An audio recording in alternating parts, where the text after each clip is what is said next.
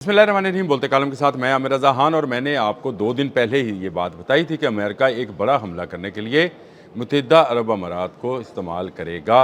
और उसके बाद सेंटकॉम ने जो ब्रीफिंग दी डोनाल्ड ट्रंप को, उसमें ये वाज़िया तौर पर कहा कि एक बड़ा हमला करना पड़ेगा ताकि ईरानी तनसीबात को तबाह किया जा सके। ईरान के ब्लॉकेट से जो फ़ायदा हासिल अमेरिका करना चाहता था, जिस तरह से उसको नुकसान पहुँचाना चाहता था, वो नुकसान शायद उसको नहीं पहुंचा पाया है। इसके बाद मैंने एक स्टोरी की थी, आपको याद होगा कि चीन तक जो है नहर स्वेज़ वाली यानी एक ट्रेन का रास्ता मौजूद है जहां से आयल ट्रांसफ़र किया जा सकता है और ये कम वक्त में पहुंचाया जा सकता है। चीन ज़रा ज़्यादा ट्रेनें चलानी पड़ेंगी और चीन इसके लिए तैयारी कर रहा था और इसलिए ये ट्रैक पहले से मौजूद था। इसके बाद डोनाल्ड ट्रंप जो हैं वो क्योंकि चाहते हैं कि जितना जल्द हो ईरान जो है उनकी शराइत पर आ जाए या टेबल पर यूँ नज़र आए कि जैसे उनकी शराइत तस्लीम कर ली गई हैं, यानी अपने एटमी असासे जो हैं वो इंटरनेशनल बॉडी के हवाले कर दे और अपना जो अफजुर्दा यूरेनियम है वो भी किसी दूसरे मुल्क में मुंतकिल कर दे, ईरान के पास ना रहे। ईरान इसी एक नुक्ते को लेकर आज तक जो है वो कायम है और कायम रहेगा, क्योंकि ईरान अपना यूरेनियम अगर दे देगा तो इसका मतलब है वो अपने हाथ काट कर अमेरिका के हवाले कर देगा। ये होने वाला नहीं है। अब सेंटकॉम के इस ब्रीफिंग के अंदर जो डोनाल्ड ट्रंप को दी गई है, बताया गया है कि उनकी पोजीशन बहुत मजबूत है।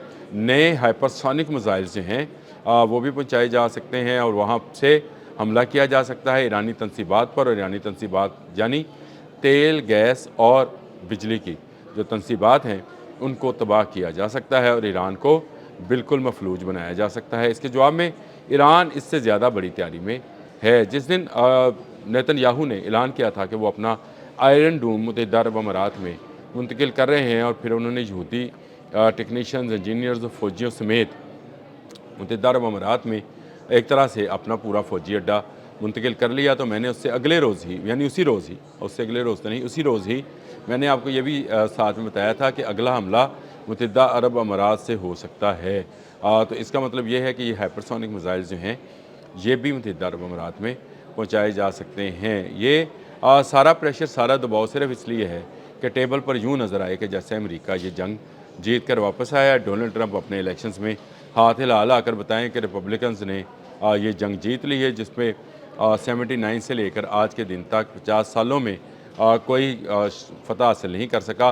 वो डोनाल्ड ट्रंप ने अमेरिका को हासिल करके दी है और सिर्फ इस एक हाथ हिलाने पर जो है वो उस वक्त पूरी दुनिया का नाश्ता बंद किए बैठा है। डोनाल्ड ट्रंप खुद ब्लॉकेट किए बैठा है आपने हरमस को, जिसको खुलवाने के लिए आए थे, और ईरान दूसरी तरफ से अपनी हिफाजत के लिए आपने हरमस को बंद किए बैठा है, जिससे मिडल ईस्ट जो है मुसलसल दबाव का शिकार होता चला जा रहा है। ये एक बड़ी अजीब सी सूरत हाल बनती चली जा रही है और इस पर यह धमकी कि अब उनकी तनसीबात पर बड़ा हमला किया जाएगा। ये मैं ये समझता हूँ कि इससे पहले इससे ज़्यादा बड़ी धमकियाँ जो है अमेरिका लगा चुका है। B-2 बम्बार के ज़रिए बम्बारी कर चुका है और अब हाइपरसोनिक मिसाइल्स के ज़रिए आना चाहता है। तो क्या जो पहले मिसाइल चलाए थे उनसे कुछ फ़ायदा हुआ था? पूछने की बात है। टोमाहॉक मिसाइल जो है 850 मिसाइल चलाए, उससे क्या ईरान झुक गया था? क्या अली ख़ामनेई की शहादत के बाद और अली लारेजानी और मोहम्मद अली नाइनी जैसे लोगों की शहादत के बाद भी ईरान ने झुकने का कोई इरादा ज़ाहिर किया था?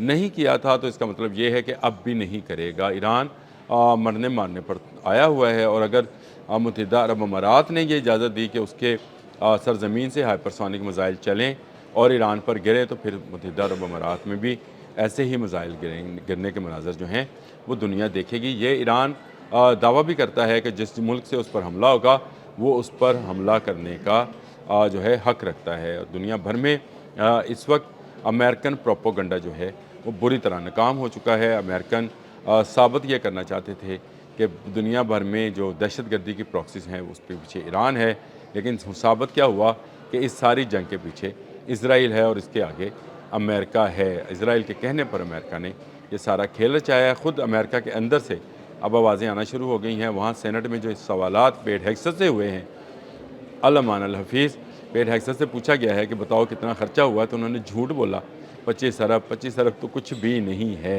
25 अरब डॉलर कुछ नहीं है इस जंग में जो अभी तक ये झोंक चुके हैं।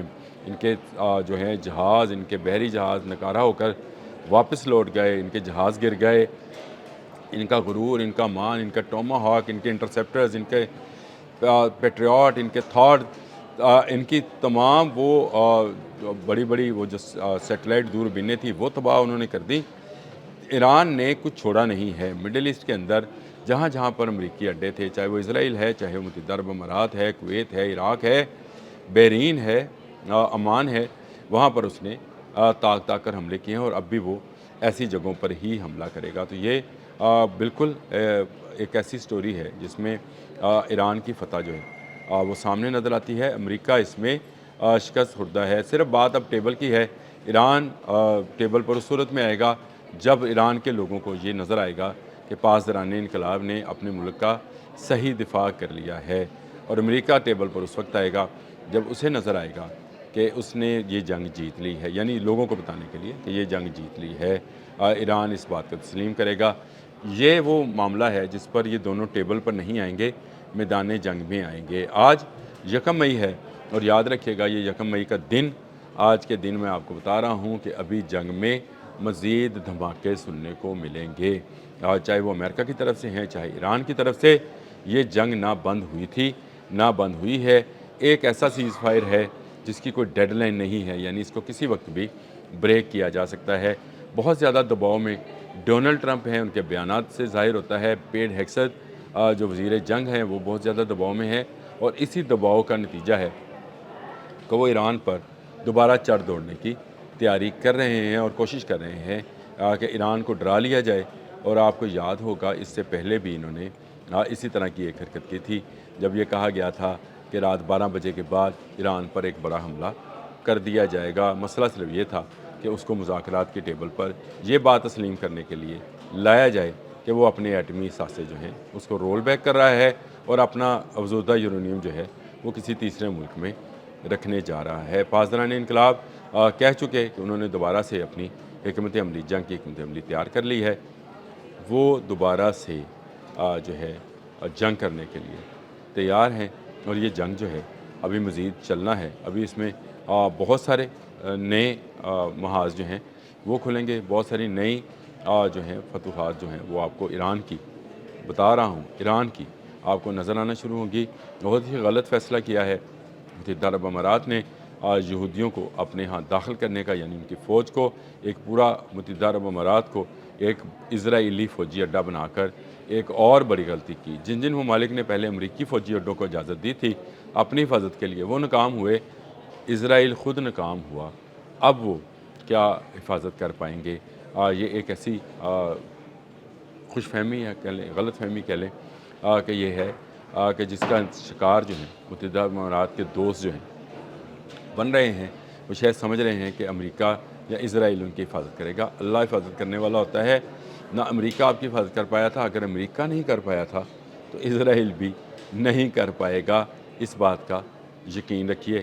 اب بڑی جنگ جو ہے اس ماہ میں، یعنی اس مئی کے پہلے ہفتے میں یا دوسرے ہفتے میں اس کا آغاز دوبارہ سے ہوگا، دوبارہ سے حملے کیے جائیں گے، کیونکہ مذاکرات سے کسی کو کچھ حاصل نہیں ہوا ہے۔ پاکستان نے اپنے تئیں بڑی کوشش کی کہ دنیا اس جنگ سے بچی رہے، لیکن شاید امریکہ اس جنگ سے جو ہے جان تو چھڑانا چاہتا ہے، بچنا نہیں چاہتا ہے۔ اگر وہ بچنا چاہتا تو وہ ایران کی شرائط پر ہی یہ جنگ بند کر دیتا، اور ایران کی صرف ایک شرط تھی کہ آپ نے حماس کھول دیں، بلاکیٹ ختم کریں، ایران کو اجازت دیں، ایران اپنا کام کرے۔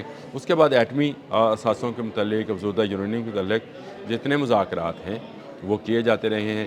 یاد رکھیں اگر ایران نے آج آپ نے حماس کھول دی تو اس کے بعد ایران ساری شرطیں ایک کے بعد ایک مانتا چلا جائے گا، لیکن اگر امریکہ نے کھول دی تو ایران بھی کھول دے گا، تجارت دونوں طرف سے شروع ہوگی۔ کچھ جو پریشر ہے دونوں گورنمنٹس کے اوپر، ایران اور امریکہ کے اوپر، وہ ریلیکس ہوگا۔ دنیا میں جو ہے مہنگائی کا جو طوفان ہے، جو پیٹرول کی مہنگائی ہے، اس کو کچھ جو ہے سکون ملے گا۔ اس کے بعد شاید مذاکرات سے کچھ حل طلب مسائل جو ہیں ان کو حل کرنے کی چیزیں سامنے آئیں۔ اس سے پہلے ایسے نکات سامنے نہیں آ سکتے جو امریکہ چاہتا ہے۔ امریکہ یہ چاہتا ہے کہ تسلیم کر لیا جائے کہ وہ یہ جنگ جیت چکا ہے۔ یہ جنگ امریکہ ہار چکا ہے، اور بری طرح ہار چکا ہے، اس کا اس کو احساس ہے۔ اور اسی لیے اب وہ کہہ رہا ہے کہ میں ایک اور بڑا حملہ کروں گا۔ اسی طرح کے حملہ پہلے بھی کرنے کی اس نے کوشش کی تھی لیکن ناکامی ہوئی تھی۔